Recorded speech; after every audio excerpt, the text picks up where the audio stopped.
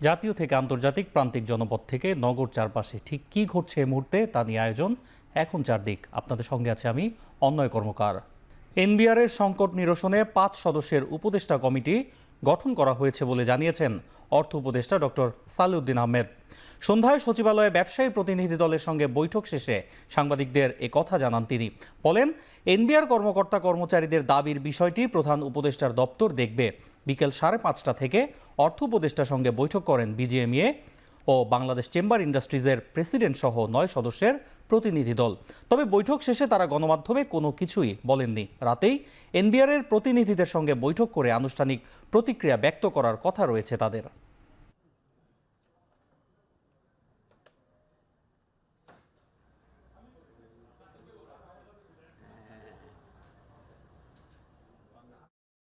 একটা সিদ্ধান্ত হয়েছে এসব আলাপ আলোচনা এনবিআরের যারা আন্দোলন করছে এনবিআরের সংস্কার এগুলি সম্পর্কে একটা 5 সদস্যের একটা উপদেষ্টা পর্যায়ের কমিটি গঠন করা হয়েছে। আমরা মন্ত্রী পরিষদের সচিবের হিসেবে পাবেন একটা ডিসিশন হয়েছে। ব্যবসায়ীরা ওদের ইচ্ছা ওদের সুবিধা অসুবিধার জন্য যা করার সাথে আলাপ আলোচনা করতে পারে সেই ব্যাপারে আমাদের কমিটি তো ওদের সাথে আলাপ আলোচনা করবে। এনবিআর কিভাবে সংস্কার করা যায় সবার কথা শুনবে, অংশীজন ব্যবসায়ী সবার। এদিকে জাতীয় রাজস্ব বোর্ডের কর্মকর্তা কর্মচারীদের আন্দোলনকে আইন বিরোধী ও জাতীয় স্বার্থ বিধ্বংসী বলে মন্তব্য করে অর্থনীতি সুরক্ষায় কঠোর পদক্ষেপ নেওয়ার হুঁশিয়ারি দিয়েছে অন্তর্বর্তী সরকার। একই সঙ্গে কর্মকর্তাদের দ্রুত সময়ের মধ্যে কর্মস্থলে ফেরার আহ্বান জানিয়েছে সরকার। বিকেলে এনবিআরের বিদ্যমান সংকট নিরসন নিয়ে অন্তর্বর্তী সরকারের প্রধান উপদেষ্টার দপ্তর থেকে এক বিবৃতিতে এমন সিদ্ধান্তের কথা জানানো হয়। এতে বলা হয়, এনবিআরের এই আন্দোলন পরিকল্পিত ও দূরভিসন্ধিমূলক, যা জাতীয় স্বার্থ ও নাগরিক অধিকারের পরিপন্থী। গত 2 মাস ধরে চলমান এই অবস্থার কারণে আমদানি রপ্তানি কার্যক্রম সহ বাণিজ্যিক কর্মকাণ্ড ব্যাপক ক্ষতির মুখে পড়েছে। সরকারের পক্ষ থেকে বারবার আলাপ আলোচনার আহ্বান সত্ত্বেও তারা অগ্রাহ্য করছেন। তাই জরুরি বাণিজ্যিক কার্যক্রম চলমান রাখার স্বার্থে এনবিআরের অধীনস্থ customs house, ICD, bond commissionerate ও শুল্ক স্টেশন সমূহের সব চাকরিকে অত্যাবশ্যকীয় সার্ভিস হিসেবে ঘোষণা করা হয়েছে। দ্রুত আন্দোলনরতরা কর্মস্থলে ফিরে আইন বিরুদ্ধ কর্মকাণ্ড থেকে সরে আসবেন বলেও আশাবাদ জানান প্রধান উপদেষ্টার দপ্তর। সচিবালয়ে আসলে আমাদের একটা গ্রুপ গিয়েছে, কিন্তু সেখানে গিয়ে দেখে যে আসলে অর্থ উপদেষ্টা মহোদয়ের কোনো শিডিউল মিটিং সেই সময় ছিল না। তারা আসছে রাস্তায়, এই কারণেই আমরা আপনাদেরকে সঠিক একদম সিদ্ধান্তটা জানাতে পারছি না এই মুহূর্তে। আজকের মতো আমাদের কর্মসূচি এখানেই সমাপ্ত।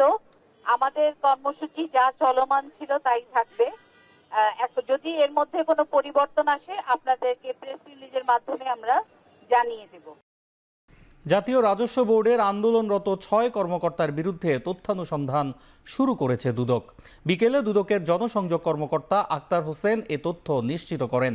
দুদক জানায়, কর ও শুল্ক আদায়ের ক্ষেত্রে মোটা অঙ্কের ঘুষের বিনিময়ে করদাতাদের কর ফাঁকি দেওয়ার সুযোগ করে দিচ্ছেন কিছু কর্মকর্তা। এতে প্রতি বছর সরকার বিপুল পরিমাণ রাজস্ব প্রাপ্তি থেকে বঞ্চিত হচ্ছে। কিছু ক্ষেত্রে কর্মকর্তারা ঘুষ না পেয়ে কর ফাঁকির মিথ্যা মামলা করেন বলেও জানায় দুদক। অভিযুক্ত ব্যক্তিরা হলেন AKM বদিউল আলম, মির্জা আশিক রানা, মোহাম্মদ মোর্শেদ উদ্দিন খান, মোনালিসা শাহরিন সুস্মিতা, হাসান তারেক রিকাবদার এবং সাধন কুমার কুন্ডু। অবশেষে 8ই আগস্ট নতুন বাংলাদেশ দিবস পালনের সিদ্ধান্ত থেকে সরে এলো অন্তর্বর্তী সরকার। আর 16ই জুলাই শহীদ দিবস এবং 5ই আগস্ট গণ অভ্যুত্থান দিবস উদযাপনের সিদ্ধান্ত নেওয়া হয়েছে। উপদেষ্টা পরিষদের বৈঠকে এই সিদ্ধান্ত নেওয়া হয়। পরে আইন উপদেষ্টা জানান, দেশজুড়ে চলমান ভুয়া ও মিথ্যা মামলা ঠেকাতে ফৌজদারি কার্যবিধি প্রণালীতে নতুন বিধান যুক্ত করা হয়েছে। রোববার উপদেষ্টা পরিষদের বৈঠকে এ সিদ্ধান্ত নেওয়া হয়েছে।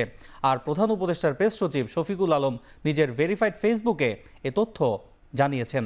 এর আগে ছাত্র জনতার অভ্যুত্থানে আওয়ামী লীগের সরকার পতনের ঘটনাবহুল 5 আগস্টকে জুলাই গণ অভ্যুত্থান দিবস, ডক্টর মোহাম্মদ ইউনূসের নেতৃত্বে অন্তর্বর্তী সরকারের যাত্রা শুরুর দিন 8 আগস্টকে নতুন বাংলাদেশ দিবস এবং জুলাইয়ে কোটা সংস্কার আন্দোলনের মধ্যে রংপুরে পুলিশের গুলিতে আবু সাইদের মৃত্যুর দিন 16ই জুলাইকে শহীদ আবু সাইদ দিবস হিসেবে পালনের সিদ্ধান্তের কথা জানানো হয়েছিল মন্ত্রিপরিষদ বিভাগের এক পরিপত্রে।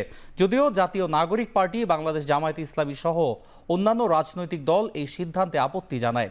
পরে এসব সিদ্ধান্ত থেকে সরে আসে অন্তর্বর্তী সরকার।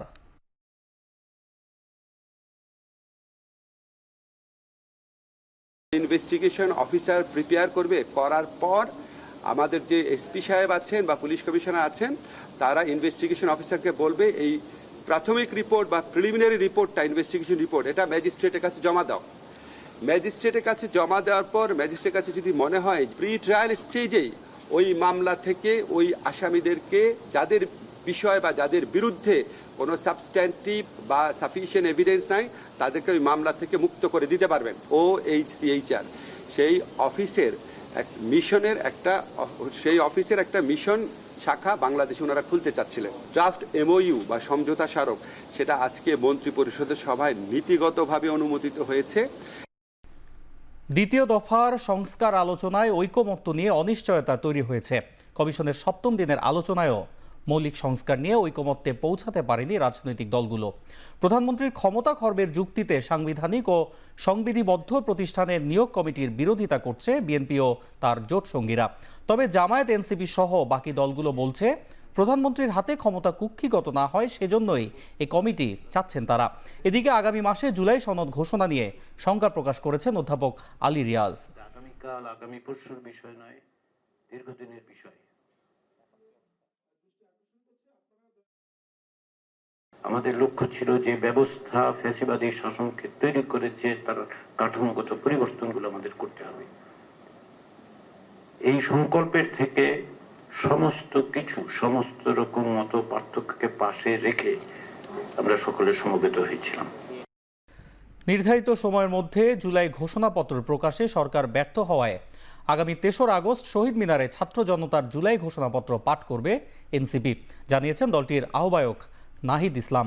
সকালে এনসিপি কার্যালয়ে জুলাই গণঅভ্যুত্থানের 1 বছর পূর্তি উপলক্ষে মাসব্যাপী কর্মসূচি ঘোষণার সময় এ কথা বলেন তিনি। জানান, 1 জুলাই থেকে 30 জুলাই পর্যন্ত সারা দেশে দেশ বাঁচাতে জুলাই পদযাত্রা কর্মসূচি পালন করবে এনসিপি, যা শুরু হবে শহীদ আবু সাইদের কবর জিয়ারতের মধ্য দিয়ে। শহীদ ও আহত পরিবারের কাছে গিয়ে তাদের কথা শুনবেন এনসিপি নেতারা। এছাড়াও 16 জুলাই বৈষম্য বিরোধী শহীদ দিবস ও 5 আগস্ট ছাত্র জনতার মুক্তি দিবস পালন করবে এনসিপি। তবে নির্বাচনের আগে বিচারের রোডম্যাপ এবং পরে যারা ক্ষমতায় আসবে তারা কোন প্রক্রিয়ায় বিচার করবেন সেটির প্রতিশ্রুতি দিতে হবে বলেও জানান নাহিদ ইসলাম। আমাদের অংশগ্রহণ চলবে 1 জুলাই থেকে 30 জুলাই পর্যন্ত। আমাদের সারা বাংলাদেশ ব্যাপী আমাদের 64টা জেলায় জুলাই পদযাত্রা হবে। আমরা এই পদযাত্রার নাম দিয়েছি দেশ গড়তে জুলাই পদযাত্রা।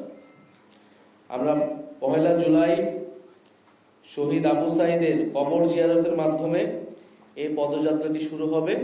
এটি ক্রমান্বয়ে বাংলাদেশের 64টি জেলা প্রদক্ষিণ করবে। আমরা 64টি জেলায় যাব, আমরা শহীদ পরিবারদের কাছে যাব, শহীদের কবর জিয়ারত করব, আহত যোদ্ধাদের সাথে কথা বলবো এবং অভ্যুত্থানকারী এবং বাংলাদেশের সাধারণ ছাত্র জনতা যারা রয়েছেন তাদের সাথে কথা বলবো।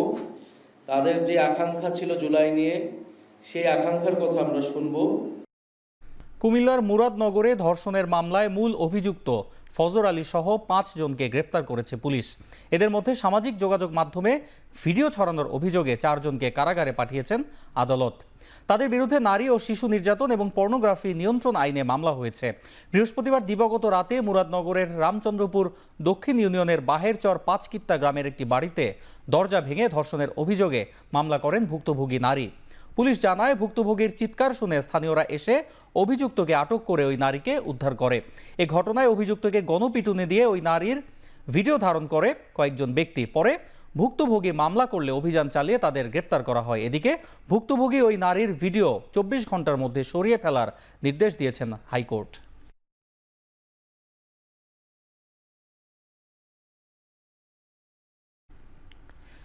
এদিকে মুরাদনগরের ঘটনা সরকার সর্বোচ্চ গুরুত্ব দিয়ে বিচার করবে বলে জানিয়েছেন আইন উপদেষ্টা ডক্টর আসিফ নজরুল। দুপুরে উপদেষ্টা পরিষদের বৈঠক শেষে সাংবাদিকদের এক প্রশ্নের জবাবে এ কথা বলেন তিনি। বাংলাদেশের যে কোনো সাধারণ নাগরিকের মতো আমরা সবাই মর্মাহত, ক্ষুব্ধ এবং আমরা আমাদের স্বরাষ্ট্র মন্ত্রণালয়ের সাথে সাথে ব্যবস্থা নিয়েছে। প্রধান আসামি সহ যারা এই ছবিগুলা ছড়িয়ে দেওয়ার কাজটা করেছে, অত্যন্ত দায়িত্বহীন অপরাধমূলক কাজটা করেছে, সবাইকে গ্রেফতার করা হয়েছে। আপনারা জানেন আমরা ধর্ষণ সংক্রান্ত যে আইন আছে সেটার অ্যামেন্ডমেন্ট করেছি। দ্রুততম সময় আপনারা মাগুরার ক্ষেত্রে আপনারা বিচারও দেখেছেন। এটা আমরা সর্বোচ্চ গুরুত্ব দিয়ে এই ঘটনার বিচার করব, এটা আমরা বদ্ধপরিকর। কুমিল্লার মুরাদনগরের ঘটনা রাজনৈতিকভাবে ভিন্ন খাতে প্রবাহিত করতে একটি মহল গভীর চক্রান্ত করছে বলে মন্তব্য করেছেন বিএনপির মহাসচিব মির্জা ফখরুল ইসলাম আলমগীর।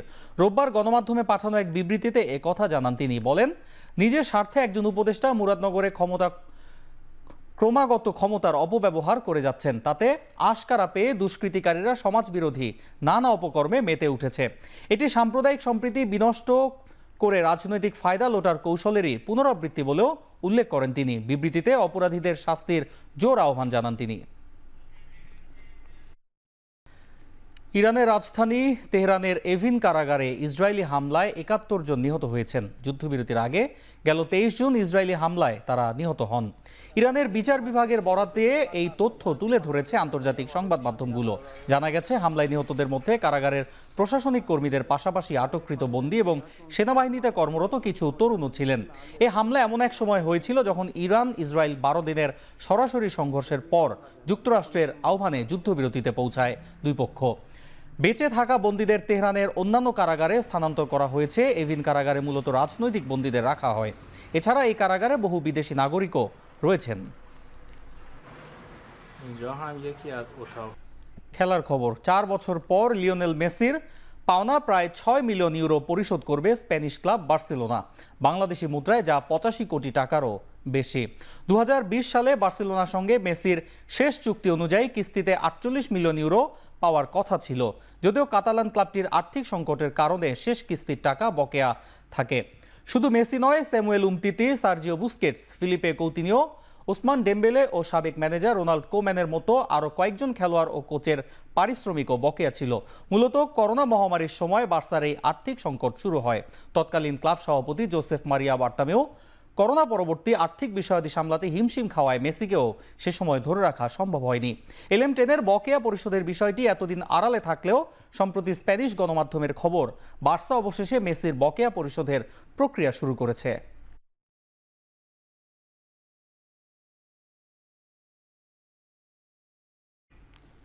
শেষ করছি এখন চারদিক। এখন টেলিভিশন ওয়েবসাইটে দেখতে ভিজিট করুন www.ekon.tv, ফেসবুকে দেখতে ভিজিট করুন facebook.com/tv.ekon, ইউটিউবে দেখতে ভিজিট করুন youtube.com/c/ekontv।